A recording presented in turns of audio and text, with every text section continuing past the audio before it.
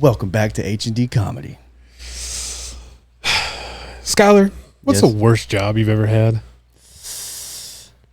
I know I've been talking about the shit job, but the one where I was working up north playing in trash was probably the worst. Yeah. You almost fell in a hole, right? Yeah, first day. That's like how big of a hole we talking? It was probably about 20 foot wide. Okay. I'm out too, bro. No, it was probably about five wide. How 6 deep? 120. Okay. That's what you need to worry about. Yeah, falling down. I would have died before I hit the bottom, though. That's cool. Yeah. I mean, It's okay. yeah. I think mine would be, the oil field kind of sucks, but working in a restaurant has to be the worst thing I've ever done. Free food. Yeah, sometimes. I mean, sometimes they're not cool about it, If it's like free food's got me to where I had to get surgery. Yeah. Free food cost me, probably 20 years. My life. Clogged arteries. Clogged arteries. My boss used to pay me an experience. And I'm still waiting to cash it in, bro. Yeah. I lasted 2 weeks at McDonald's, and 2 of those days were training. We're talking about this because our guest today didn't just quit one job. He quit 9 different careers, which means he's either a genius or he's just allergic to HR paperwork. I don't know. Yeah. Today we've got international best-selling author, career coach, speaker, and resume whisperer. He's helped over 11,000 people land jobs, which is about 11,000 more than we've helped ever. So 11,001. Suck it. No, please welcome our guest today, Josef Stetter. Welcome to H&D Comedy Podcast. Work it, boy. Get funky, get freaky. With your host, Hafa and David.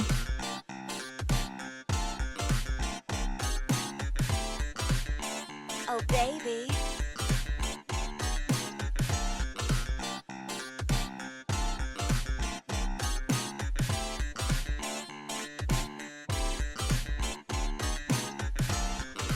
Ooh. Thanks for tuning in. Man, it's good to have you on. We want to make sure it's Joseph, right? We're not mispronouncing or. Thank you for having me, Hafa David. It's an honor. Of course. Thank you for being on. So we noticed that you have 9 careers. Was that like Yep. a strategy, or was that just bad boss? No, I didn't know what I wanted to do when I grew up. So I started kind of in finance because my parents wanted me to have a good job. After 7 years in finance, you couldn't pay me $1 million to work in a bank. And in trying to figure out what I want to do in life, I kind of got bored with things and then either quit or got fired until I came into the fact that I can make an impact on people and leave a legacy by helping them find a job that they love, and companies hire the right fit people. Okay. So you started in finance. Where did you go after? So again, my career, I started in retail, and then I worked in finance, I worked in operations, I worked in sales, then got into private education, then recruiting, and the rest is, shall we say, history. Okay. What's the weirdest job you had? Well, I don't know that it's the weirdest job, but I've had weird experiences. Like I used to work as a security guard for concerts, and I was working a share concert where pretty much the entire crowd is part of the LGBTQ2 plus community. And Cher insisted that there's no phones or recording devices. So we had to open every bag. And one of the bags, which was empty, the only thing that was in there was a vibrator that was on. Okay. Okay. That's That's the only way to go to a Cher concert. Wow, I'll look at it, bro. So that's definitely a weird experience. And then as a recruiter, I've had experiences where people do some really seriously, did you do that moments in an interview? So for example, one of my clients was Ken in Canada, needed a senior account executive for the base for their photocopier division. Starting salary of $150,000 and $150,000 in commission. Now, the HR manager was one of the most rigid, stiff women I've ever met in my life. When I say rigid, stiff, I'm talking like British proper, like button shirt up to their chin, perfect posture, zero sense of humor. I spent an hour and a half training the guy, telling him, don't crack jokes, be strictly professional. First question of the interview, she asked him, what motivates you in life? His answer verbatim, sex and money, in that order, and then proceeded to do this to her. Hey man, you can't go wrong with the finger guns. Yeah, needless to say, interview was done after one question. And then she called me and yelled at me for an hour and a half and said, how could you send me somebody so dumb for a $300,000 job? I mean, that's rough. I kind of thought that's how this interview would go. We'd be like, so your name's Joseph, and you'd be like, you know what? I don't want to be on here anymore. Again, this is not even the worst story. I have worse than that in terms of, stupid things that people do in an interview that you just kind of go, I can't make this stuff up. That's awesome. I want to hear them. I know we probably don't have time for all of them, but like if you could throw maybe one more. Yeah, give us one more good one. Just one more. Sure. So one of my clients was Capital One Credit Cards, needed a graphic designer. This is about mid-November. Found them a woman that is stunningly beautiful, super bubbly person, very talented graphic designer. They decided to hire her as a temp because it was near end and they didn't want it on the books officially. She's on the job for about 2 weeks. Everyone loves her. VP walks over to her and says, listen, I know you're only a temp. I know you've been here for 2 weeks, but everyone loves you. I want to personally invite you to the Christmas party, and because I want you to feel like you're part of the team and the family. She showed up to the Christmas party in an outfit that left nothing to the imagination. And when I say nothing, I mean like see-through scarf. Proceeded to get completely sloshed within 20 minutes of arrival. That wasn't enough. Walked over to the senior VP that invited her to the Christmas party, and in front of his wife, stuck her tongue down his throat. And when he kind of reacted and threw her off, she turned around, grabbed the first woman she saw, and stuck her tongue down her throat. So if you've heard the expression shit rolled down, you can imagine the night the VP had trying to explain to his wife why this stunningly beautiful, bubbly, naked woman is making out with him in front of the entire company. So when he called me the next morning, he yelled at me for 6 hours straight in terms of, and I was like, listen, when I interview candidates, how sexually promiscuous are you? Is not one of my interview questions, right? But because they were a big client, we ended up giving them, I think, like 6 months of free temp service to replace. But yeah, people. That's kind of crazy how like that rolls back on you. Like you can't foresee how people are gonna act. And she was like a good employee, she handles herself well. But because I'm the one that represented her and brought her, a blame had to occur, and so it was kind of you brought them into the equation. You're gonna hear because I didn't sleep all night with the fact that I was being yelled at. Yeah, fair enough. Fair enough. Hey, where are you from, my man? I'm in Toronto, Canada. Ooh, okay. Never been, but sounds lovely. I can't go. It's basically small New York. Yeah. Okay. Big Blue Jays fan, are you? He's like, I don't like baseball. Yeah. No, I like baseball. Listen, my sports are basketball and soccer, international football. I do enjoy football too, but I don't like. I have a 5-year-old and a 3-year-old. Watching baseball is not really on my radar. What's a favorite basketball team and football team? So again, when I was following, I loved like the Phoenix Suns when they were kind of moving the ball, when they had Steve Nash and Amari Stoudemire. In terms of football team, I was a big Jim Kelly fan in terms of the Buffalo Bills era, even though they lost 4 Super Bowls in a row. Right, but again, between businesses and kids and everything like that, right now, even highlights for sports is less exciting for me because I'm building right now things that require a lot of attention, and like I'm building an AI HR platform that will measure the compatibility of people not only by technical skills but by personality and behavior and how they fit culturally into an organization. So, I don't really have time to watch TV. I just kind of, when the brain's too fried to do anything else, it's like just scroll for a half hour before I go to bed. Yep. I got you. That's how it goes. Yeah. I'll be like watching YouTube or something on video and laying in bed. I'm like, oh, I'm going to watch this whole video. I'm out. Yeah. How's that experience building that AI HR program?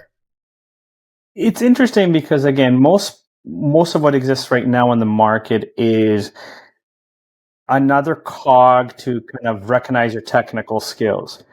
And there's a lot of personality assessments out there, and they measure if you're introvert or extrovert. They measure specific things, but I'm combining a lot of kind of source of information to say, here's the behavior, here's the intrinsic values, here's your bucket list, here's your love language, in a way that a company can kind of say, they're going to stop promoting the person that worked for 10 years because they've worked there the longest, and actually promote the person that wants to be promoted, because some people don't want to be promoted, and B, kind of make sure that they're ready to be promoted because they're going to give them leadership skills in advance to prepare them for being promoted.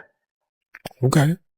I think that would have helped me out in a few jobs where I got promoted and I don't think I was just ready. As a leader, I wasn't, I was still pretty young too. Yeah. So a lot of times you kind of thrown in and saying, figure it out.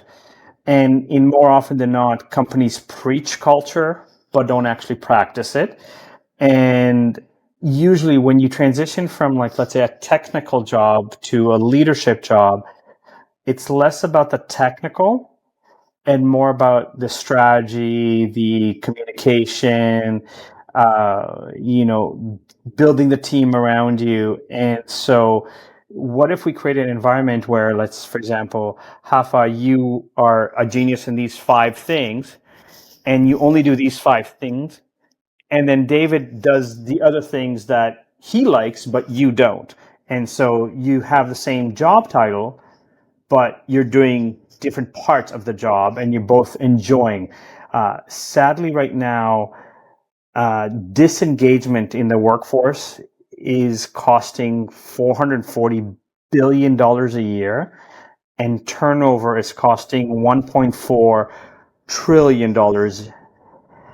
Right. So, and 84% of people in North America hate their job. Hell yeah. I'm right there. Yep.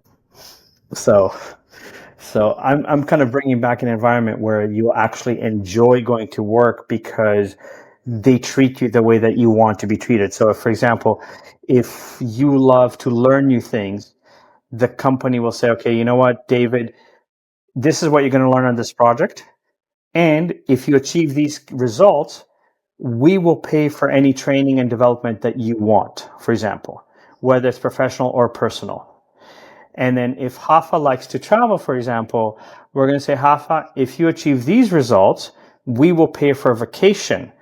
And the vacation that we give you is not part of the regular vacation that you normally get.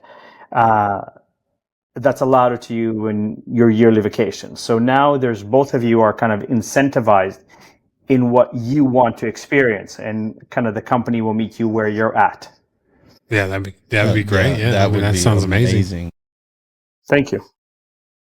We've been podcasting a year, but there's so much of this stuff that I just find interesting, and that whole AI with the job and stuff, that would be really helpful with so many people. Cause it's like, everybody wants to do a certain thing, but then like they'll start doing it and then all of a sudden they're like, oh, I don't like doing this job anymore or whatever. And it's like, Or they just don't fit in with that, Yeah, that so group. unfortunately, most companies have like the same 5-year plan for everybody, like trying to get you promoted or trying to incentivize you to get promoted, but they're not really asking, what do you care about? And so this is where I say a lot of organizations preach culture, but don't practice it. And I've experienced it firsthand several times where it's like, on the one hand, you're asking me to do something, but then you penalize me for doing what you asked me to do. So exactly. which one is it, kind of thing? Yeah. Exactly. Yeah. It's nice to know that there's other people in this world that aren't even in the same country as us and still have that mindset of like, that like when you're working for people, you should be treated with respect, and all this. So I'll give you kind of, if I may, a quick example of this. So I used to be a stock trader, and I used to answer the phone. It's a great day, or it's a fantastic day at Name of Bank. My name is Joseph. How can I help you? One of my coworkers complained that me saying great or fantastic could be interpreted as the bank is making too much money. So senior management had 3 2-hour-long meetings to decide whether or not I was allowed to say great or fantastic, and then decided it was easier to ban me from saying great and fantastic than to retrain 120 traders on the floor. Now, after this happened, the senior VP came to me and said, hey, Joseph, you're very positive, you're very energetic. Morale here is super low. I'd like you to form a social committee to help boost morale. And I was like, okay, great. The first thing I'm going to do is I'm going to organize a potluck because everyone loves food. Oh, yeah. And he looked at me and said, that's probably not going to work because the majority of traders here are bachelors. They'll probably just give you $5, $10 and say, I'll eat what everybody else is bringing. And I said, don't worry, I'll take care of it. And I kind of created an Excel spreadsheet. This many people can bring drinks. This many people can bring, cookies, this many cakes, this many main courses, this many candies, drinks. And I logged off the phone for 2 hours and I went person by person, starting with the VP. I said, I don't care if you make it, your partner makes it, your mom makes it, or you buy it, but you have to bring something. And I went to 160 people one by one, and I got them to sign up for something. And the day of the potluck, I logged off the phone for 2 hours to organize the food in logic manner so that the meat wasn't beside the candies, for example. Now, during the quarter, I came in the top 3 or won 7 out of 10 contests, including answering 155 training calls in one shift. Wow. The bank refused to give me my bonus because I was logged off to the phone for 4 hours to organize the very thing the senior VP asked me to do. Dude. So when I say bad culture, this is not even the worst one for me. The worst one for me was my father, God rest his soul, had leukemia, and he just started doing chemo, and his immune system went to 0 and he got pneumonia. And I was working as a director of operations in a private college where I was working 6 days a week, 10 to 14-hour days. And I walked into the owner's office and said, my father was just rushed into the hospital. I need to go now. And she looked at me and went, no. And I was like, excuse me? She's like, I think you're lying. I think you're just giving me an excuse to leave work early. And I looked at her, I'm like, I work here 6 days a week, 10 to 14-hour days. Do you honestly think that my father might be dying would be my excuse to leave work? She's like, yeah. I look at her, I go, I have one father. I can find another effing job. And I walked out. The next day I came in with a box ready to grab my stuff and go home. She came into my office. She's like, how's your dad? I'm like, he's in an intensive care unit. He's been stabilized, but I'm going back to the hospital today. She looked at me. She's like, so you weren't lying? I look at her and go, what is wrong with you? Right? That's wild. Yeah. We talked about how like nowadays people don't believe you when you're telling the truth, Like again, but I'm working 6 days a week and I'm working 10 to 14-hour days. I mean, really, do you honestly think like if I wanted time off, I'm like, I'm tired. I have a headache. I'm going I don't feel well. Not my dad's about to die. I mean, extreme of that. Yeah. we've become a society where it just seems like we don't have filters. I mean, just last week when Charlie Kirk was murdered, eh, again, you don't have to agree with his politics or his thoughts, but when people are celebrating the fact that he was murdered, I'm just baffled by that. Yeah. And over 12,000 people signed a petition that said he made us, like, the kid that killed him made a small mistake. We should forgive him. Yeah. And I'm like, Yeah. premeditated murder is a small mistake in our society now? Holy pardon my language, but holy shit, kind of You thing. can totally cuss. You can say whatever you want on here. It's the same thing with that girl in Chicago. That guy stabbed her on the train. They started a GoFundMe for that man to help him get out because they said it wasn't his fault, dude. When you have a rap sheet like he has, you have to lock those people up. I'm not saying that generally it's great, and I'm not saying bring back insane asylums, but there has to be some sort of happy medium where we don't have to be scared to get on the A train to go to friggin' work. Right, but I'm just saying, like, it's one thing to say I didn't like the person's opinion. I disagreed with the person. I thought he was offensive. Fair, but to me, it's just, again, I'm still trying to understand how people are. And again, I'm Jewish, and so the amount of anti-Semitism that I have a 5-year-old and a 3-year-old. That when I need to pay for police officers to be in their daycare because they might be attacked because they go to a Jewish daycare. Yeah. They don't know anything about what's going on in the war and everything like that. Yeah. But the extreme that, my children's safety because of the fact that we are Jewish, not because they've done anything, not because they've harmed anybody, but just by association. It is very scary, and that this is kind of becoming a norm in our society now. Yeah.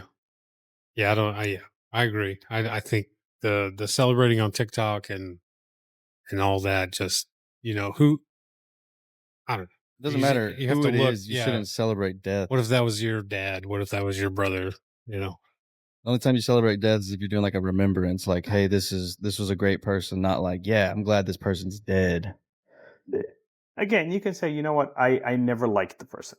That's fine. That's fine. I disagreed with a lot of what they said. Perfect. You're entitled to that.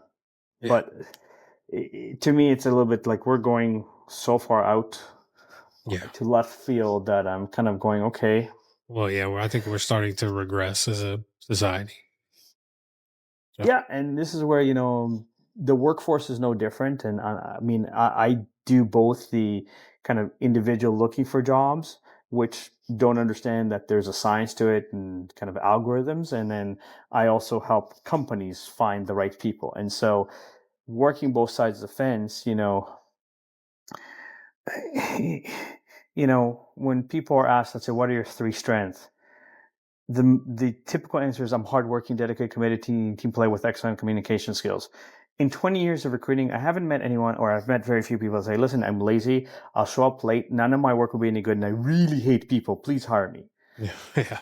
Not unless you're related to them or having an affair with them that you can kind of get away with that. But we need to change a little bit of the formula of some of these generic cookie cutter questions that really don't tell you anything about the person. And what would you ask instead of that question or similar? So I would say, let's say, David, if I were to meet one of your closest friends and ask them to describe you to set you up on a date, how would they describe you for a date? Oh, wow. That's a good question. If your friends describe you for a date as hardworking, dedicated, committed, team player with excellent communication skills, the worst date ever. Right? Yeah. Now, similarly, if your answer goes like this, I'm outgoing, I'm bubbly, and I'm energetic. No, you're not. Because your physiology won't match your answer. Yeah. Right? Now, what's interesting about that question is when I ask that question, I'll just shut up and I'll wait for people to answer. I've had people rationalize which friend will set them up on a date. Like, Jerry thinks I'm crazy, so not Jerry. But John will say, Like, okay, noted. You're crazy because you just told me that you're crazy. Can Exactly. The first All one. of my friends would say I'm a piece of shit, but a gentleman at the same time. Listen, again, if they're setting up for a date, they probably won't use the words piece of shit, No, but they might Yeah. say he's They- opinionated. Like, you know, it's one of those. They'd probably say I was shy, but I'd be a gentleman, and I'd be like, he has a really huge he's got big ass sense ears. of humor.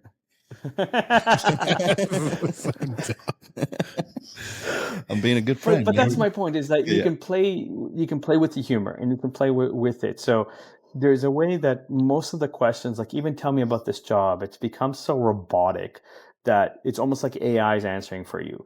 Or like, I know how to do this and I have experience in this. Like, if you're applying to be a receptionist and you tell me or a potential employer that you know how to answer the phone, I hope that employer looks at you in shock and goes, "Really? A receptionist that knows how to answer the phone? We did not know that." Because unless you live in an igloo, a cave, or practice of faith of Mennonite, my 3-year-old son can press the green button and go, "Hello," and it's very cute. But if you've worked as a receptionist and say, "I know how to answer 60 calls a day with 12 different lines," I can measure 60 calls a day with 12 different lines. I cannot measure I know how to answer the phone. Yeah. Right. Right. So there's a level where sometimes I look and go, "You're telling me that you're a team player. Okay, what have you done to help your team?" "Oh, I always help them out." Yeah, but how? What exactly Right, are so- you Tell me doing? how you're helping them. Right. So look, even in podcasts, there's a difference between this is my 5th podcast and this is my 200th podcast. And there's a learning curve as you do more of them. Your technology awareness gets better. Your intros get better. You've got certain stuff pre-made, and there's nothing wrong with starting out, but you also have to own where you're at. I'll use this example, and because I'll tie it in directly. Like, I have financial advisors reaching out to me all the time. And I have 3 questions I ask financial advisors that make them feel very uncomfortable. But if they can't answer those 3 questions, they can't be I won't even consider it. My first question to them is, what is your net worth? If they get offended by that question, I say, if you can't afford to pay rent and I'm potentially ready to invest $1 million, how are you going to advise me on my money if you've never handled $1 million, for example? Right? Then my second question, if that one's not, I said, how much has your biggest client invested with you? Because I want to know at what level you're working at. And my third question is, do you know anything about investments beyond mutual funds and insurance? Because I was a licensed stock trader. So I know about stocks, I know about derivatives, I know about options, I know about crypto, I know about futures. If you don't know any of that, I already know more than you, so why would I hire you to advise me? And again, it's no disrespect to you're starting in the industry, more power to you, and do it. If you are willing to grind it out for 3 years, it's a great profession to be in once you kind of pass that 3 years and you start making those residuals on it. But again, if you're starting the conversation of, "Hey, you should get life insurance," I'm like, I already got life insurance. I've got critical illness. I've got living benefits. So I'm already past that conversation. So is there anything else that you can offer me? It's no different in my realm. I've branded myself as a resume whisperer and a corporate culturist. There's a lot of people that say they know how to write a resume. I've helped 12,000 people land a job in as little as 2 days. I've earned the right to say this is how good I am. And as a corporate culturist, again, it's not about finding a technical person that matches. It's about finding the right person, because just because you have a lot of education doesn't mean you're the right person for the job. Okay. So you've helped 12,000 people, which is an Yep. insane number. That's crazy. When you read these resumes and you start to go over them, what are you thinking when you see a really bad resume? What's your first goal? So again, majority of resumes are really bad because majority of resumes follow the same generic cookie cutter Right. template.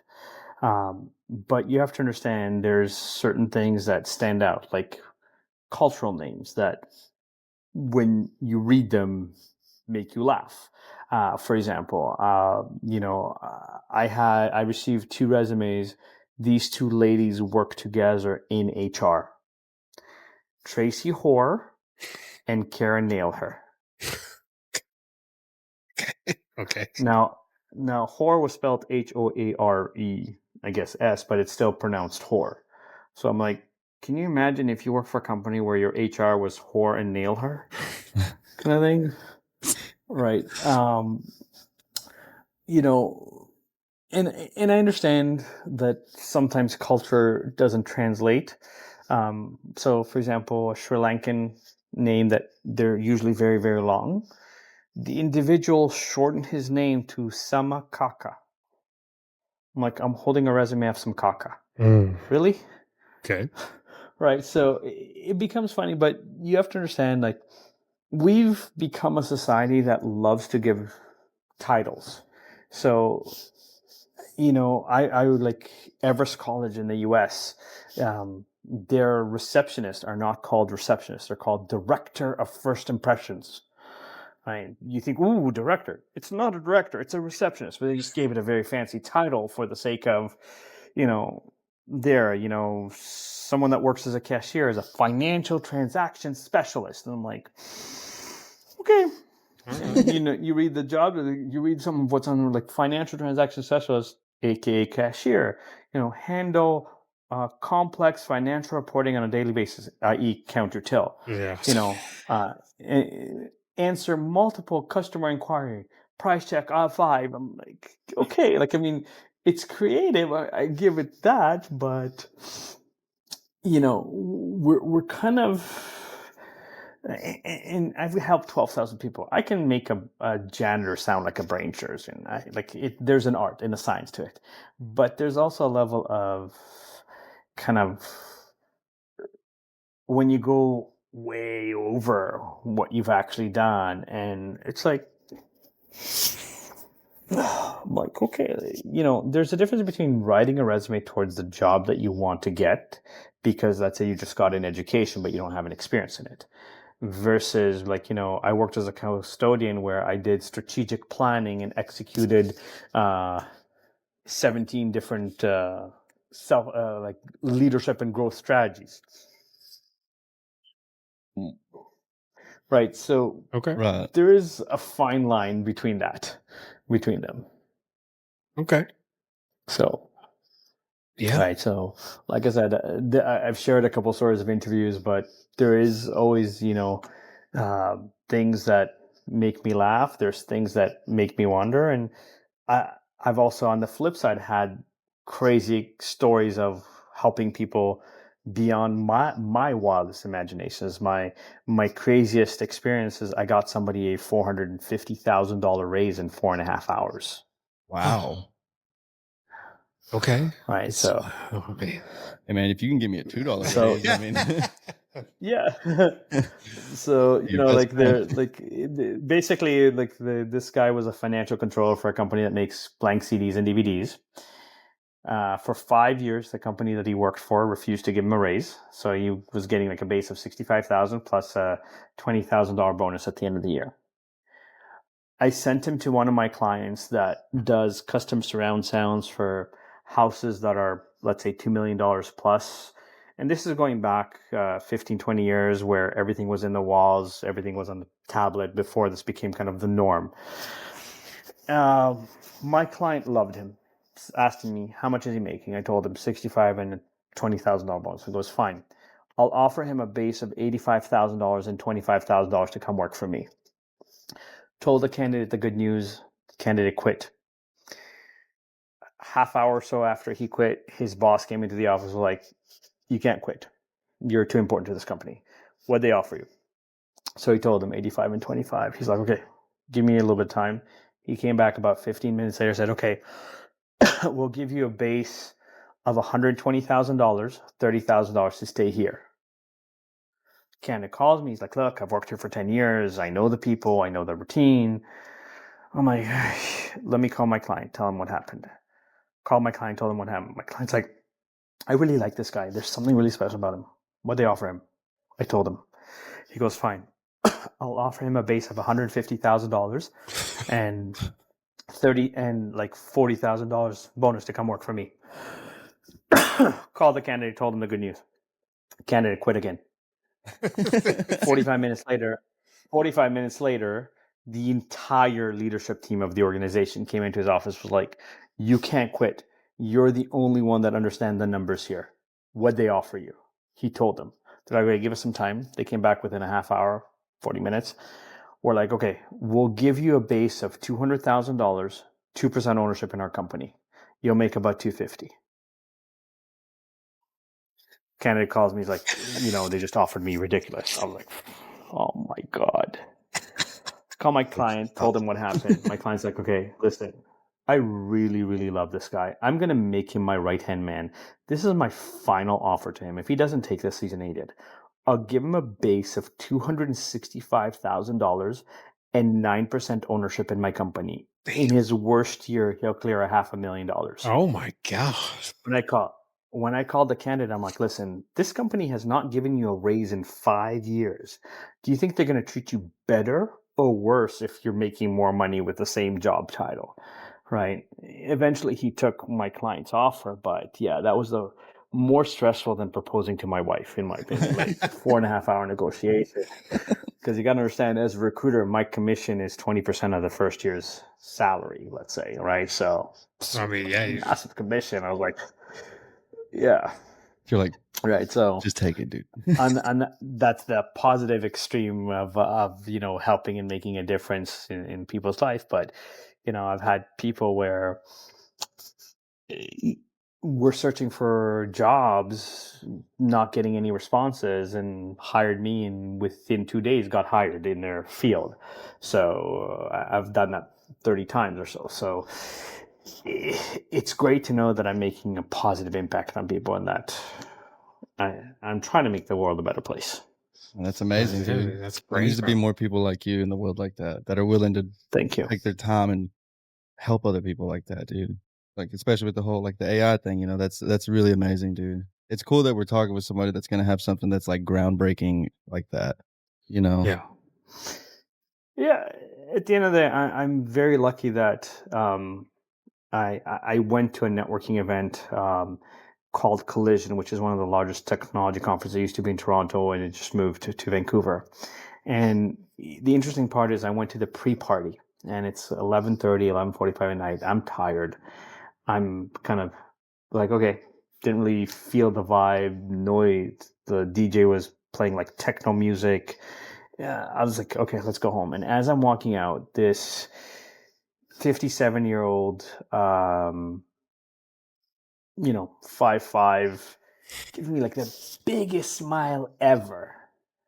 And I was like, okay, I can't be rude. I'll just go say hi. And I go over, and he has a shirt on that says the LMS Doctor. I'm like, what's that? And he proceeds to tell me that he just finished building Intel's AI adaptive learning management system, where he took 28 different platforms, dumped them into a data lake, tokenized everything. And for the first time in history, because of him, Intel can sell courses directly to you and basically compete with Amazon and Google. And he did for Intel what Microsoft did 30 years ago with their systems engineer and all their kind of certifications. Now, when he spoke to me, and again, this is already like 12:15 at night, 12:20 at night, he said one sentence to me. He said, when Intel hired me, I had to put my head in the cloud and then look down to understand what success looked like. And I'm like, I've got something for you.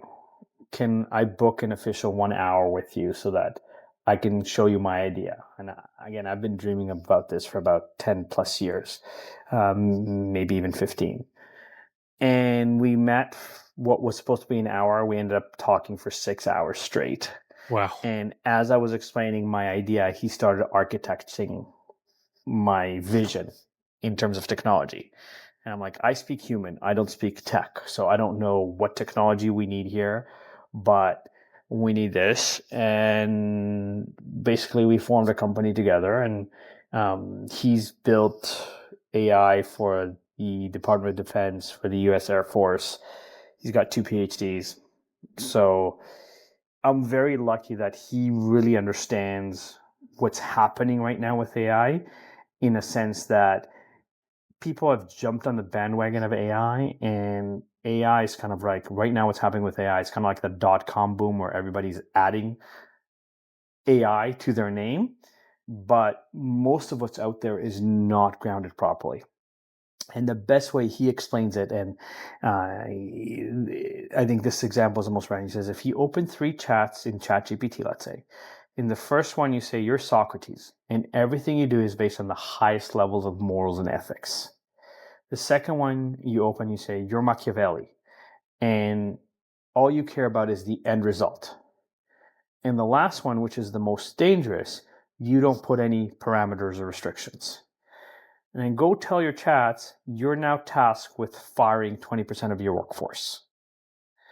Socrates will try to find the least damaging way to do it. So he will say, you know what? Socrates will say, based on the data I have, let's say 10% of your workforce is over the age of 75. They've already had a career. They probably got a year or 2 left in them. Why don't we package them out and kind of retire them early? And then he'll look and say, you know what? You also have 10% of your workforce that are young, single, where they don't have a family, they don't really have major obligations. So even though nobody wants to lose their job, in essence, if they were to lose their job, they would probably recover the fastest. Mm-hmm. So in terms of letting go, it's the way of not harming individuals, families, and so forth. Machiavelli, on the other hand, will tell you how to lie, how to cheat, how to close your eyes, go, you're fired, you're fired, you're fired, until you kind of get to 20%. And if you have no morals and ethics, even how to kill them in their sleep without getting caught. And the last one, which is the most dangerous, and this actually is a true story, this happened a year ago, a company built an AI platform to help prevent people from becoming anorexic. But they didn't ground their memory properly. And so bad data came into the AI. And instead of preventing people from becoming anorexic, it started teaching them how to become anorexic. Not only did it start teaching them how to become anorexic, it also told them to kill themselves because they were anorexic. What? And so a few people killed themselves. And so the company collapsed from within. And what's happening right now with AI, it's kind of like a new baby where it's learning faster than anybody expected in terms of the exponential growth of it. But people are kind of going, okay, this is AI, but they're not grounding, like, you know, what does success look for? What is the structure of the rules of, let's say, privacy of information, confidentiality, ethics and morals, law. And so what's happening is that all these companies are popping out right now as AI. On the one hand, are doing, like, let's say in the graphic and video world, it is bananas what AI can do right now.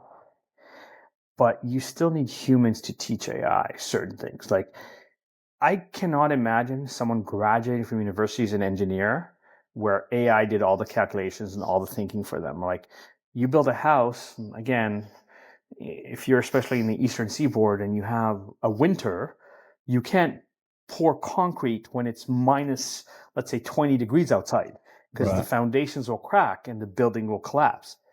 So AI can do the heavy calculations for you, but you still need a human being to go, wait a minute, we've calculated for normal conditions, but we now have, like, this used to be a gas station, so we need to test the soil and make sure that the soil is safe before we build a house there, for example. And so you still need a human being to tell AI to recalculate, to change, to fix. And so what's going to happen in the next 5 years is that, yes, AI is going to kind of create we don't need this, we don't need this. And then it's going to crash because a lot of what's coming out to market, and it's coming out very quickly, is not grounded properly. It doesn't have a foundation of, these are the things that you need to understand from a legal and a compliance and a regulatory there. So like, let's use the pharmaceutical industry. You can take medications, but the law says you have to also say what the side effects of the medications are. So if all of a sudden that's removed and people can just take medications willy-nilly, like I have a mechanical valve. So I'm on blood thinners for the rest of my life. And because I'm on blood thinners for the rest of my life, I'm not allowed to take, let's say, even over-the-counter cold medication because it affects the level of my blood thinner working. So if those restrictions are removed, Yeah. And you're not being informed or educated or warned that these are potential consequences of it, this is where some things, like, and again, I truly believe, and I've done, and I still do some of the integrative medicines, homeopathic for some things, but because I have a mechanical valve, I cannot just have a better diet because my blood flow regulation has to be controlled by my blood thinner because of the mechanical valve. So I need to know that I cannot take medications because they can cause blood clots that can cause me to have, a stroke or aneurysm or anything like that. And so it's very important to kind of ground things properly. And this is where the world right now is kind of gong shows. I'll never forget, this is going back, I think, 3-4 years. I was doing a podcast and there was a girl that was helping there. And I was saying that, I've been a generalist in recruiting, so I've worked in pretty much most white-collar professions. And I'm recruiting for an integrative medicine it's called a healing place that has, naturopathic and it has various technologies. And she's like, "Oh, I'm a personal trainer. Can I be interviewed for the role?" I'm like, "Okay. So did you study kinesiology?" She's like, "No." Like, have you done like the Can Fit program from Good Life or the TRX or kettlebells? She's like, "No." I'm like, "Have you trained like very competitively that you can kind of use your training as a background for being a personal trainer?" She's like, "No." I'm like, "Did you study nutrition?" She's like, "No." I'm like, "Have you had any major injuries?" She's like, "No." Then I'm like, "How are you a personal trainer?" She's like, "I watch YouTube videos." Oh my god. And I was like, "Okay, so let me see if I get this straight. You're 23 years old. I'm 48 now, so I was 45 when I spoke to her. I tore both rotator cuffs twice and labrums, which is above the rotator cuffs, and I need surgery on both shoulders. And you've watched YouTube videos, and because of that, you're going to be my personal trainer." No, because like I can't do regular bench pressing because of my shoulders. Yeah. So just because you watch a YouTube video doesn't mean you're qualified. And I'm like, if that is the standard for now being a personal trainer / coach, it's scary to me. Like even in my profession, if someone says to me, "Hey, I'm bipolar, can you cure me?" My answer is no. I'm not qualified to cure you bipolarism. But if you need a letter that to give to your employer to say that you're bipolar and to express it in a way that you won't get fired if you have an episode, and here's kind of the symptoms or here's how an episode occurs so that they know it's a medical condition, yes, I can help you with that. I've helped 12,000 people. I kind of know the lingo and I know the law. I'm not a lawyer, but I know enough about the law to help you articulate that you might be going through this. Now, can I recommend books or videos on YouTube that have personally helped me or that I know have made a difference in people's lives? Yes. But can I cure you? No. I know where my limitations are. And there's a lot of coaches that seem to be like a one size fits all for everything. Like if you're 300 pounds and you're a personal trainer, my first question is, were you 500? Yeah. Were you 500? Because if you were 500 and you're now a personal trainer, I respect and admire the mind shift it took to be healthy yourself. If you're 300 pounds because you're a bodybuilder and you're powerlifting, more power to you, kind of thing. But if you're 300 pounds because you enjoy eating donuts and pizza, Yeah. and you call yourself a personal trainer, Yeah. Probably. again, in my case, I'm not looking to be like this. I just want to be healthy so that I can be around for my kids. So again, I'm not looking for a power lifter to teach me how to be a power lifter. And so I separate that where I'm like, look, there are people that want to be power lifters and be in that realm or compete in bodybuilding competitions. Great. And if that's your background and that's your experience and that's your knowledge, amazing. Not for me, but amazing. Right. But if you call yourself a personal trainer because you go to the gym and you work out, okay, but that doesn't necessarily mean that you're aware of injuries. You're aware of, metabolism. You're aware of things that you might not have to go through. Exactly. Because if watching YouTube videos makes you a professional, then I'm a professional mechanic. I'm a culinary cook. Yeah. Yeah. So that's where it's like, look, even in my work, like the sad reality right now in North America, there is 65 million people that are unemployed. There's another 50 million people that are severely underemployed, i.e. have a university degree or college degree but work at McDonald's. And then you have another roughly 40 million people going through some sort of educational or retraining. Okay, that's a target market of 150 million people plus. Most people default to Indeed. Indeed is one of the worst places to look for a job because one job posting on Indeed gets up to 5,000 resumes. And the success rate on Indeed is less than 3%. Wow. Okay. And so I look at it like my personal game is to help 1.8 million people. That means there's still 3 million people that need help. Even if you copy my material and you do it twice as good as me, I look and go, and you've made twice as much money as me. I go, my mindset is we've helped more people together. And if you copy my material, you're still going to have to honor that you took material from me. Yeah. If you don't want to be sued, let's say. So that creates my legacy of making an impact, making a difference in the world. In the same respect or capacity, I am also I'm very spiritual. I know that God will bless me with opportunities to make impact in other ways. And so it's not about competition. I also respect that, some people, because I'm male, some people might prefer to work with someone who's female. If you are of a particular cultural or ethnic background, you might prefer to work with someone that's of that cultural ethnic background. I tend to specialize in white collar professionals. I don't necessarily work with the skilled trade market. It's a different market for me. So I'm not looking to help everybody, and I'm realistic to say I won't, right? I know where my genius comes in, and, and I believe that there's enough market. I'm here in Toronto, Canada. If you want someone in your local state because you want to meet them face to face, again, great.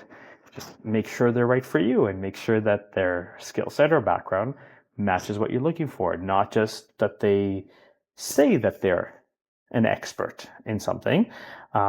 Because, again, sadly, if you go on YouTube and type in cockroach whisperer, you'll find videos for that too.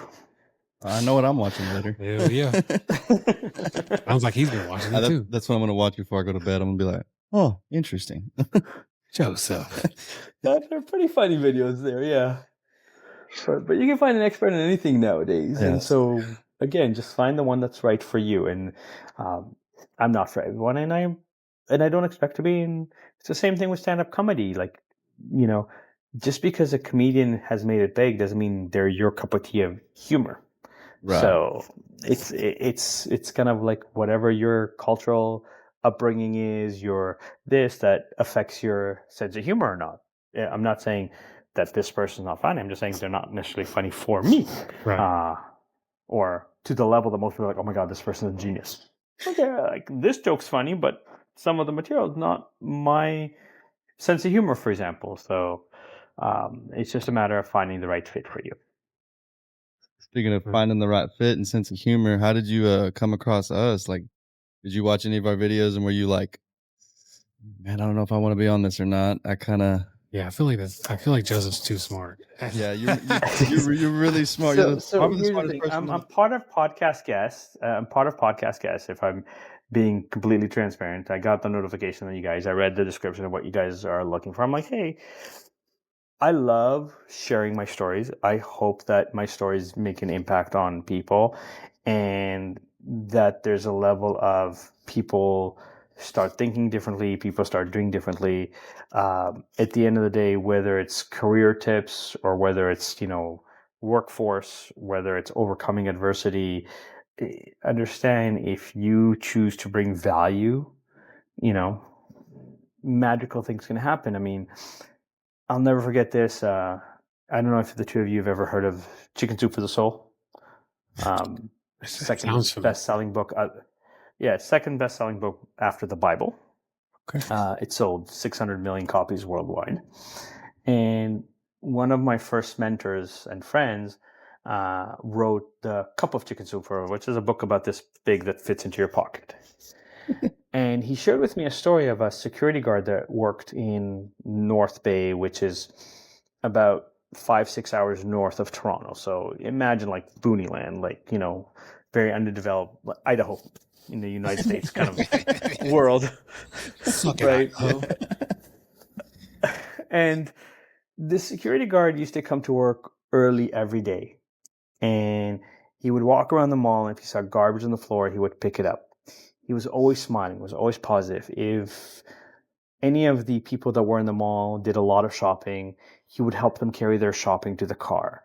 If the stores got new inventory, he would help them bring it into the store, and just all around just positive. Now, the owners, which were kind of on the fourth floor, were always looking down and saw this every single day. And they called him into the office and said, why do you do this? Why are you so happy? Why do you pick up garbage? And he said, look, I don't like garbage in my house. I don't want garbage where I work, right? I'm going to be here for 8 hours. I can either choose to be miserable or I can enjoy the experience. I find that when I enjoy the experience, my day goes by faster, right? It's easier.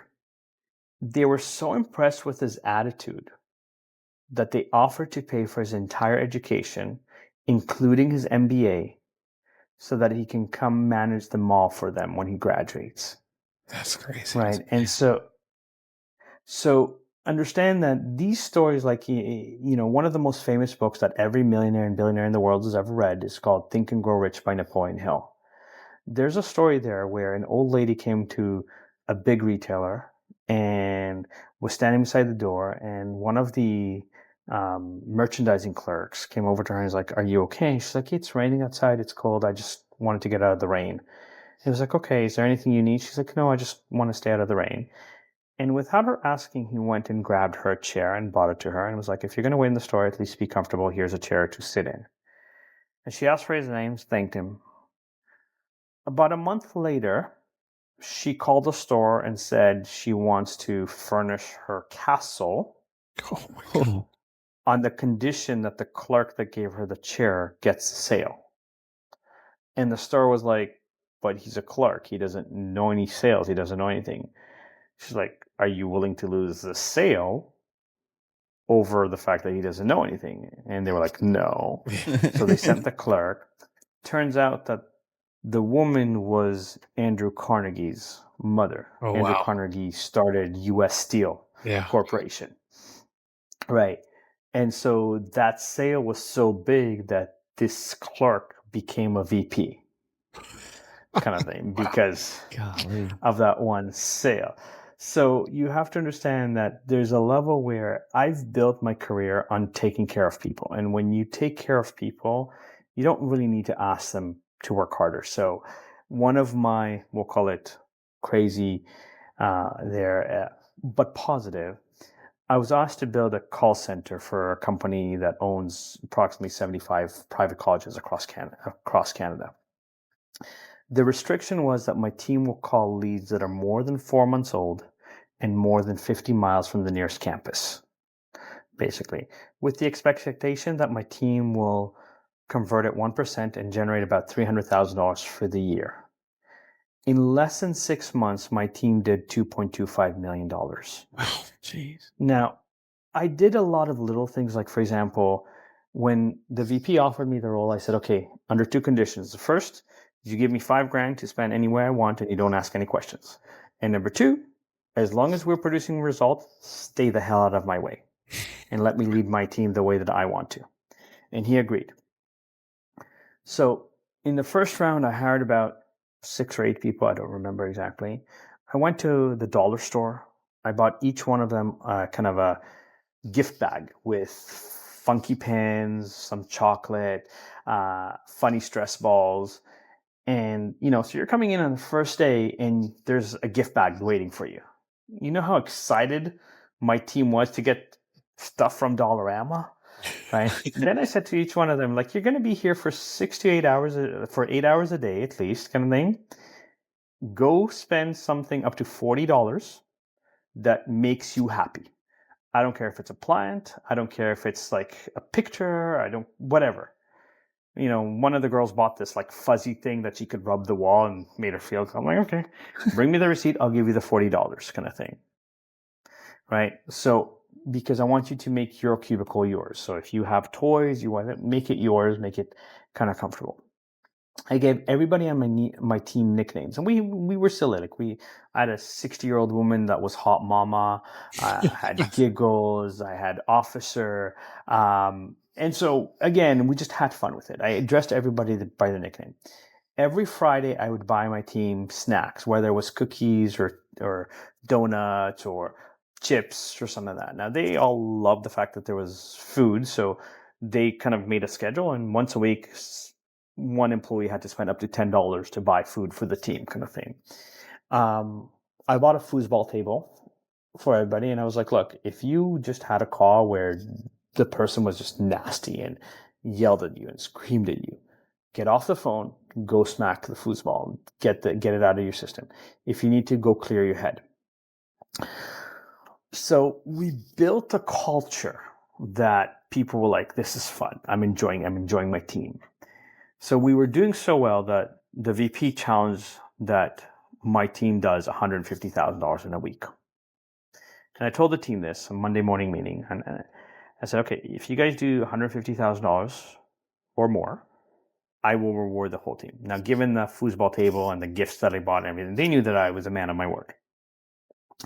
By Wednesday at 2 p.m., we were at $210,000. Jesus. God.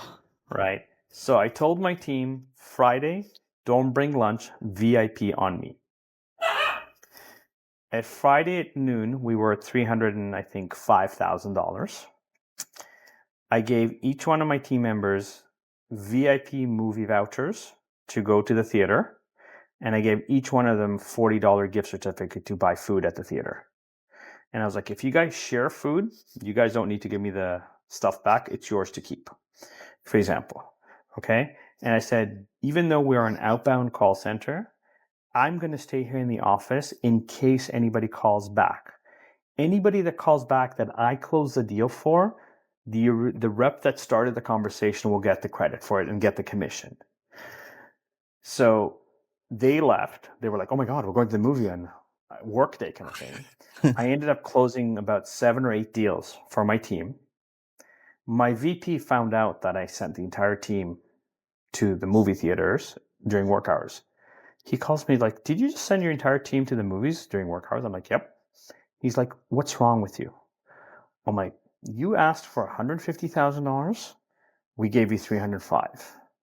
That's double what you asked for. He's like, yeah, but we had like 5 more hours. We could have made more sales. I looked at him and I go, okay, I'll tell you what. If my team does not produce more next week, you can go ahead and fire me. When my team came in on Monday, I was like, oh my God, we got to sit in the rocking chairs. We had the theater to ourselves. It was amazing. Right? And then they saw on the board, on the leaderboards, that there was 8 more sales for them. And they were like, holy shit. We ended up doing $420,000. The next week. The next week, Yeah. kind of thing. Right? And it was all because I took care of it. Now, here's the interesting part. After I did that, I went to my boss. I'm like, I think I deserve a $10,000 raise because I just kind of did more in 2 months than you expected to do in a year. At which point he was like, I don't think you know how to manage a call center. We need to hire somebody else. Wow. What the hell? Wow. So this is where, a lot of organizations preach culture, but they don't understand it. And so to me, what I'm building right now is because I'm also tired of this never-ending loop where, HR is screening you so generically. The AI is checking your resume based on keyword algorithm, but not who you are. Personality tests measure some things, but more often than not, I would consider them the irrelevant things, because I'm not going to say the incorrect things, because whether you're introvert or extrovert has nothing to do with how well you can perform a job. And even if you're introvert and you don't necessarily like talking to people, even if you own your own business, you still have to talk to people. Yeah. And so there's a level of, unless you're kind of a coder behind the scenes or an engineer, there's still some interaction that needs to happen. So I don't really care as much of if you're introvert or extrovert. I care about what are your work, like, if you work better from midnight to 8 a.m. and you can produce results, why don't we make that available to you and then you don't have to work during the day, kind of scenario. But it's about having that conversation first rather than making assumptions and telling everybody to fit into the same little box, for example. Yeah. Right. So to me, I looked a little bit at your video. I love sharing stories. I'm a storyteller. I'm trying to, leave a legacy where I can say I made an impact on this world, and I helped make it a better place. Whatever that looks like, only God will know. But it's amazing to me when I tell people, "Oh, you could do this," and then I hear, because in my profession, nobody really wants to admit that they use my services to help them get a job. Let's say. All right, so it's hard for me to get testimonials because people are like, but, there. But in the same respect, they give me testimonials in private. And it's like, okay, I don't need to be in the limelight. But again, sometimes I listen to other experts and I just cringe that you're giving advice that's so generic and so repeated and so outdated. And then, I think one of the biggest aha moments for me in this industry was I had an ex-girlfriend that started dating someone that had a little bit of money. And she was working part-time at Walmart. And she was too afraid to ask for full-time because, Walmart really needed her to organize the pillows or whatever department she was in.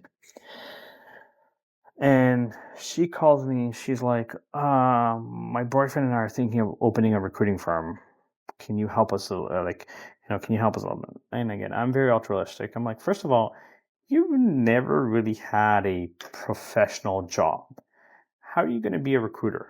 Like, go work for Manpower for 6 months or Randstad or Robert, like big names, so that you can see the paperwork and some of the routines. And she's like, no, we want to. Okay, good luck. Give her some free advice. She calls me about 3.5 weeks later. And she's like, okay, we're not really getting anywhere. Can you review our contract? I'm like, sure. I look at her contract. Her contract said, we as recruiters, if we can't find the person for you within 2 weeks, we will pay the client the fee. I look at her, I go, okay, so one of my clients is Apotex Pharmaceuticals, which is the largest manufacturer of generic drugs in the world. They need scientists. They need 5 of them. When you can't find them in 2 weeks, my fee is, let's say, 20% of a $100,000 salary, roughly. You're going to owe, based on the contract that you have here, you're going to owe me $100,000 in 2 weeks. So she looks at me, she goes, no, but, we deal with warehouse workers and, just general labor. I said, okay, do you have a $5 million insurance policy? She goes, why do I need insurance? I'm like, Oh my you're god. going to send people to work in a warehouse without insurance? Do you realize that if anything falls to them or they fall, they're suing the living daylights out of you? That's their business. Oh. So then she called me like, I think a couple of days later. She's like, I spoke to my boyfriend. I'm gonna write resumes, and I lost. I snapped. I'm like, you work part time at Walmart, and you're gonna now charge $100 to write a resume. It's people like you that don't know shit that ruin it for people like me, because when I say I charge $400 for a resume or $500 for a resume, people go, but I already paid $100. I'm like, I know what you got for $100. Yeah. And that's why you're not getting anywhere, right? So again, like if someone comes to me and goes, hey, I'm a carpenter, can I use your services? I'm like, no. Here's what you need to do. Here's kind of where you need to go, because there's no point of wasting money with me, because my resume is too fancy for a carpenter, like for a carpenter, an electrician, a plumber. Like, I'll give you some tips, I'll give you some strategies, free of charge, but I'm not gonna take advantage of you, kind of thing. Right. But understand that again, I've earned the right. I've invested 30,000 hours of mastery. I've written 12 books. I've, switched careers 9 times where I had to go through this myself to kind of go, I've earned the right to know these are the patterns, these are the behaviors, these are the things that you should do, these are the things you shouldn't do. Sex should never be the first thing out of your mouth when you're interviewing, right? Have you ever if your best friend, have you ever thought about teaching or like do you hire people to train them to do what you do so that you could Yep. potentially help more Yep. people? Yep. And again, my AI will be able to replicate very quickly, because I'm lucky enough that my CTO has done data architecture for 40 years. And he's built something called Luminetics, which can take any AI, teach it. And as soon as you make one change so he has like 20 AI personalities. So Socrates is the morals and ethics. This is the documentarian. This is the compliance. He's got names and characters for each one of them. So as soon as you tell one of them something, they all talk to each other. They echo back to make sure that they're all aligned and that everything kind of is fully functional and working. So yes, we're building that. I've hired people to work for me, and then I had a business partner that taught me a very expensive life lesson, which had to kind of rebuild from scratch. In part now too, but again, Yeah. I'm Ways up. I look at it and I don't blame. I look at it. I take ownership of the mistakes I made, and you come out better because you've had hardships. You come out stronger and you come out wiser from it. So Okay. Some wise words right there. That's cool. I love that. You're dude, you are interesting cat, man. I love listening to you talk. thank you. I'm just kind of a dumb dipshit. No, I'm trying to be more educated. I'm trying to read more and do more things to sharpen But here's the myself. thing: if you look, you don't. Again, I'll say it this way: if you figure out what your passion is and something that excites you, like even look, 20 years ago, playing video games was like, okay, you're lazy. You can test video games and make $150,000 testing video games right now. Yeah. It is an entire industry and profession. Not for me. I don't do video games. It's not my thing. But if you enjoy them, why not monetize them? Ninja makes $10 million a year to record how he plays video games. You can go on Fiverr, charge $40 for you to explain how you beat this level or where to find whatever potions, and depending on the game that you play, kind of thing. And people will pay you for that because people want to kind of achieve whatever on the game and so forth. When fidget spinners first came out, there was fidget spinner competitions in Las Vegas. Yeah. And right, there's rock paper scissors competitions. I mean, we've become a society. Again, here's what I'm going to say. Sometimes I kind of go, how far do we need to go? There is a certificate to become an official barbecue taster. Like you can I get a should've had surgery. certificate.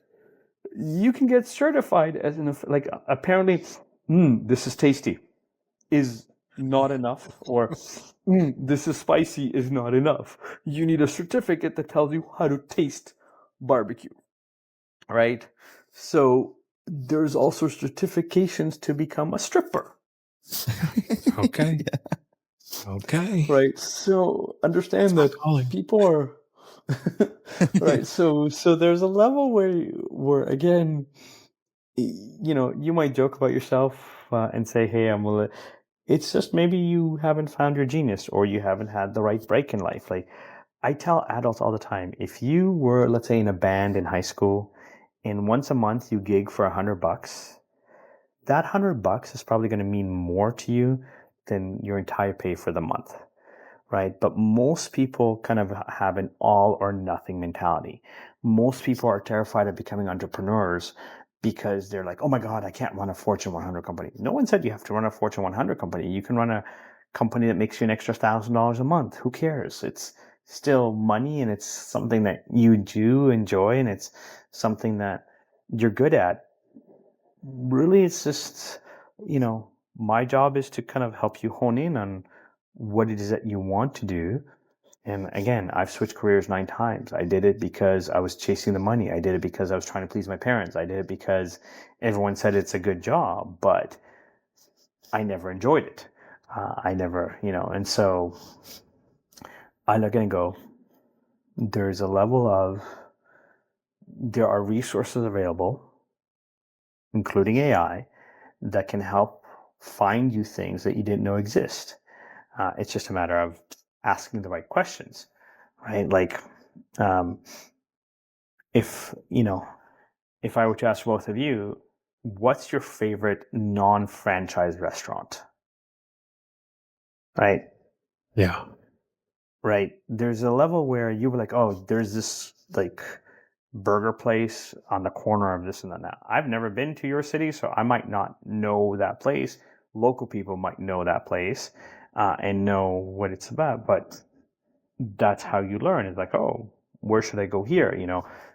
I can go to the major touristic experiences, but usually when you speak to locals, they'll tell you things that, you wouldn't find in a Lonely Planet book that says, here's where you should go and here's what you should do kind of thing. So it's the same for me where, that is how you progress in life and move forward from a perspective of there. And look, we always, myself included, sometimes things are presented to you and it's just at the moment it's presented or the way it's presented doesn't connect with you. I was told about Bitcoin when it was $8 a share, right? And the way that it was explained to me, it was like the really rich will get super rich and people like me will get screwed in the middle kind of thing. Because whoever explained to me didn't explain to me that if I own like 0.25% of a Bitcoin, I'm still making money on that 0.25%. Had I invested $1,000 in 2008 and held it till even 2019, let's say, would be worth well over $65 million right now. That's crazy. Right. I was introduced to Vimeo. And when I heard the presentation, I'm like, you're going to compete with YouTube? They're owned by Google. Like, you can't compete with YouTube. They didn't explain to me that Vimeo compresses video. And that is what their genius is. Mm-hmm. Again, I could have invested $1,000 in Vimeo before they went Vimeo kind of thing. So it's like nowadays I surround myself with people that are really smart and I listen to things that they're doing or I look at what they're doing and I'm like, okay, I might not be able to afford this right now, but like put it in the, memory box of this is important to know. And when I'm ready for it, I'll go back to it so that I'm ready. And I'm not having to learn from zero kind of thing. So it's not it's just a matter of finding your purpose and passion. And, as Simon Sinek says, start with your why. When you figure out something that is bigger than you, like you want to get your family out of debt. You want to buy your parents a house. You want to do this. And it becomes about them. things will start aligning for you. The right people will come into your life, the right mentors, the right teachers, the right opportunities will come, but you also have to be ready and willing to listen to, I want that kind of thing. And so, I go on podcasts and I go, here's how to find a job. I have conversation, like, initial conversations to me is free. Here you go. And most people go, yeah. I have people that attend my workshops for free. And they go, I'll do it myself. Okay. At the end of the day, if what I teach you helps you on your own, more power to you. Right? But when people say to me, oh, you write resumes, I can just go on ChatGPT and write a resume. Okay, go ahead. I mean, technically, And then yes. tell me No, I'm not disagreeing that, but ChatGPT will write you a generic resume. Right. It won't give the essence of Hafa and David. It won't give the kind of what you bring to the table. So it might be your creativity that, unless you've spent, a good amount of time, like I've spent 7 months teaching my chat how to crack the algorithm's resume. I can now write a resume that if you give me 10 job postings that you're interested in one resume, I will give you a 95% or better matching to all 10 job postings. This one resume will also score you 95% or better on the top 10 AI resume scanners, the top 18 applicant tracking systems that is internally in the company that you're applying for, and the top 12 job boards in North America. So I guarantee that the resume I write you, one resume, will score 95% or better on 10 jobs and 40 different platforms. Damn. Right? And so when someone says, yeah, I use ChatGPT, I'm like, yes, you can. But if you don't tell ChatGPT how to organize information, how to algorithmically score, that's why you're paying me for my expertise, because I get it done in a way that you might spend 3 months to get there, or you pay me and I get you there in a couple hours, kind of thing. Yeah. Right? So understand that there are things like today I spent about 5 hours with my CTO learning about memory architecture and making sure that everything that I've done so far is ready for the newest progression of AI, as a companion, as an agent, and so forth. But again, it's A, wanting to learn, and B, using the information correctly. I teach people, like, say, business. I teach people public speaking. I'm amused that to this day, every job description in North America says, we need someone with excellent communication skills. I've met plenty of people that have horrible communication skills, but still have a job, right? So how do you measure excellent communication? So if I compare myself to Les Brown, who's made tens of millions of dollars and hundreds of millions of dollars as a motivational speaker and is considered one of the best motivational speakers in the world, I haven't made tens of millions of dollars or hundreds of millions of dollars as a motivational speaker. So compared to him, I don't have excellent communication skills. But I'm very articulate, and because I've done Toastmasters, which teaches you the art of public speaking, if you've noticed during this interview, I say very few ums or ands, like, and other filler words, because I've learned the art of articulating my thoughts clearly. And so, excellent communication skills is very, very relative. And again, I'll just tie this in with a story. I had a Chinese guy that's fresh off the boat came to interview for an accounting job. I asked him, what do you like most about accounting? He looked at me and goes, accounts payable, accounts receivable, reconciliation. I'm like, okay, great. What do you like the least about accounting? Accounts payable, accounts receivable, reconciliation. I'm like, okay, what's the easiest part about accounting? Accounts payable, accounts receivable, reconciliation. What's the hardest part about accounting? Accounts payable, accounts receivable. That pretty much memorize those three things. I looked at him, I said, listen, unless you want to work for a Chinese company no one will hire you unless you speak basic English.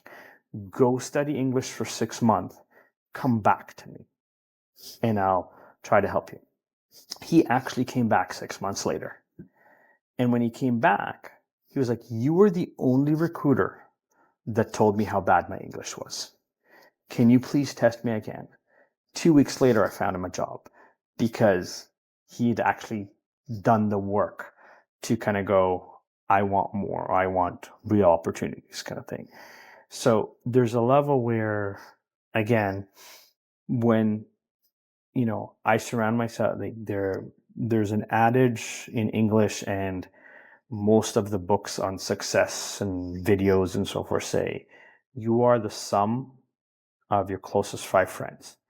If your closest 5 friends are like, hey, let's get drunk or let's get stoned, let's, play video games all night, and that's their motivation in life, chances are you'll be the 6th. You will kind of have that same lifestyle. I'm lucky enough that I have mentors in my life where I'm the most broke of all the people around me, which means I have to level up because I'm surrounding myself with people that are multimillionaires, billionaires. And even if I have to pay to be in their inner circle and be part of the conversation, I'm absorbing what they're teaching me so that I can provide my kids the opportunities to experience the world and to travel and to, fulfill their dreams. And again, it's understanding that leads me and excites me about what I'm doing. Like, my daughter's 5 years old and she could probably sing, 120 to 150 songs. Granted, most of them are kid songs, but nonetheless, I can't sing one. Right? If you've heard of a small band called One Direction, right? Heard Sold 1 billion records. Yeah, they've sold 1 billion records globally. They were so eager to become celebrities that when they signed their contract, the contract said because Simon Cowell was producing them and hiring choreographers and hiring writers and marketing them and, doing all of the stuff, he in essence gets 75% of all their sales. Oh my God. So the band made $350 million. 5 people in the band, which means they each made about $70 million. Simon Cowell made over $1 billion just from One Direction.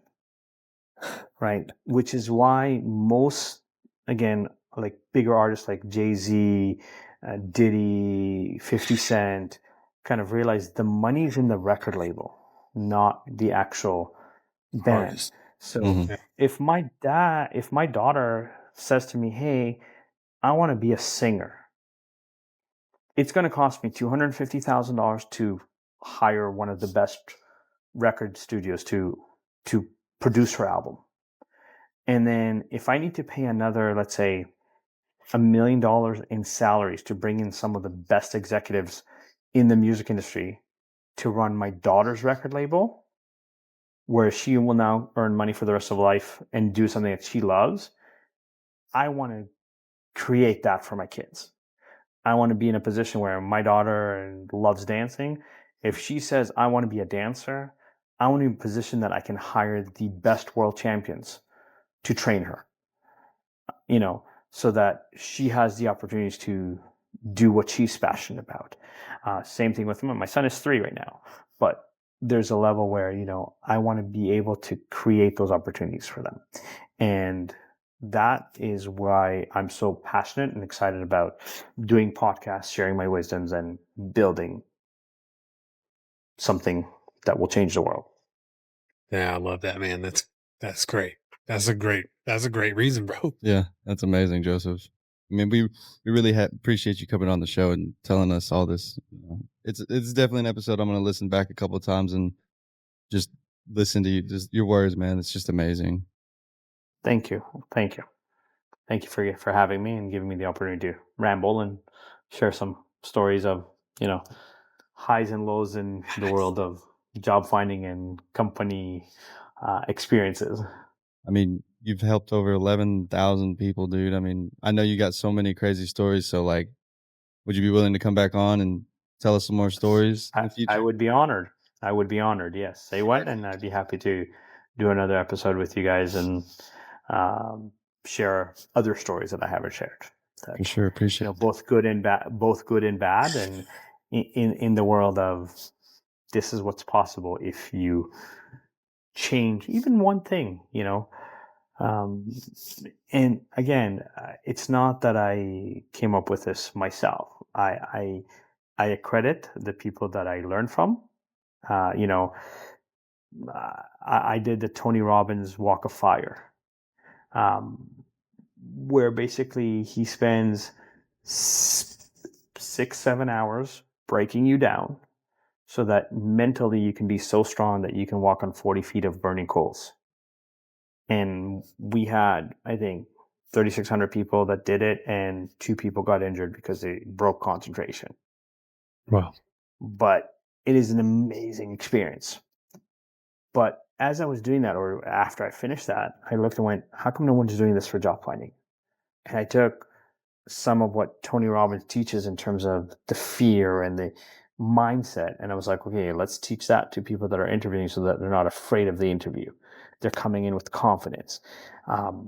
But again, it's not that I invented that. It's just more of the perspective of I experienced this for myself as self-development, and then went, I can apply this in a different way. I'm not Tony Robbins, and I don't claim to be Tony Robbins. I simply use the experience I had as a way to bring things together in a way that other people might have not thought of or have not necessarily communicated. And I think that's the world that we need right now. Is the world is desperate for leaders that can kind of say, here's my knowledge and expertise. So if your knowledge and expertise is video games, great. If your knowledge and expertise is what's the best places to eat, awesome. People want to, people need that. If your knowledge and expertise is how to be an amazing truck driver, great, because there's a market for that. If your knowledge and expertise is, here's how to whatever it is, then own it and kind of figure out how you can attract people that are like-minded to do similar kind of thing, and to understand that people need or want guidance, and the world is desperate for people to step into leadership, not in me, but in kind of and I'll just close with this. I realize the time and want to respect your time. One of the best books I've ever read about leadership is called The Radical Leap by Steve Farber. And it's a story about a guy that's always done things by the book, and all of a sudden he gets downsized from his company. And he's trying to figure out what happened. And he starts asking people, what's leadership? And he comes across this beach bum. And the beach bum says to him, leadership is the acronym LEAP. Love, energy, audacity, and proof. If you cultivate love, you'll generate energy. You'll inspire audacity, and the proof will be in the pudding. And then he says that the difference between a leader and a radical leader is OS exclamation M, better known as oh shit moments, right? And so, and it turns out that this beach bum is actually a CEO of a very successful company that ends up hiring him at the end of the story. But the point is that, a leader wants to lose their job, because if I do such a great job that both of you get promoted to replace me, if it's a good company, they will give me something higher and better. If that company doesn't understand what I just did, other companies will. Mm-hmm. A manager is afraid of losing their own job. And it was like, oh, I don't want you to be successful because I don't want to look bad, or I don't want this. The world is desperate for leadership in all areas of religion, politics, business, that you can imagine, that somebody can step up and take ownership and go, here's how we're going to do things, and run with it, good or bad. Not everything that I've done has been successful, but yeah, you get up, you try again, and you Exactly. figure it out. Exactly. God, such wise words, It's man. crazy. And Do you- I'm just so happy you came on the podcast. Do you have anything you want to plug? Any books, trainings coming out? I will say this. My name is Josef Stetter. You can find me predominantly on LinkedIn, but on all social medias. My last name, just think of the word stutter, but instead of a U, put an E in the middle there.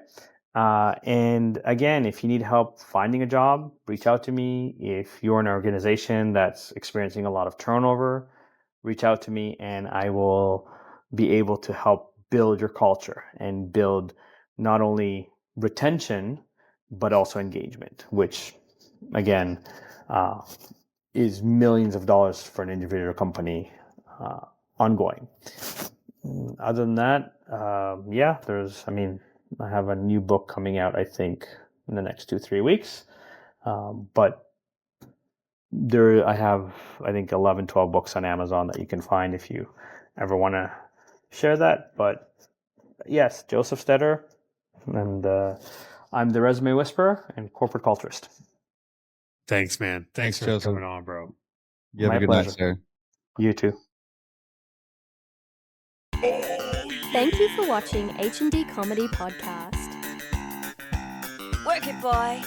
Get funky, get freaky. Be sure to like and subscribe. It really helps us so we can bring you more content. Oh, baby.